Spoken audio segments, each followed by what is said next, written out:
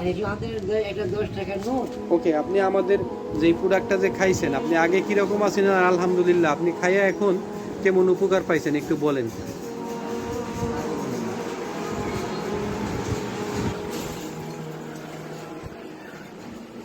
Hello, আসসালামু আলাইকুম।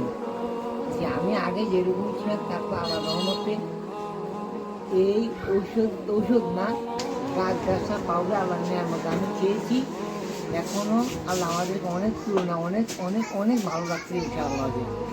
এটা আমার চোখের সামনেই আমরা দেখছি আল্লাহ। আমি এখন আগের তুলনা আর আমাদের অনেক অনেক অনেক নিয়ামত।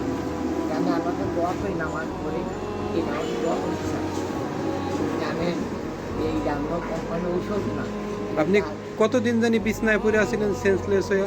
আমি শুনছি আমার স্ত্রী বলছে আমি 9 মাস বলেছিলাম, 9 মাস ছিলাম। আর এখন আল্লাহর রহমত হাঁটা চলা সব করতে পারতেছেন, হাত পা লড়াইতে পারতেছেন? আগে তো ইনশাআল্লাহ আমার নিয়ামত।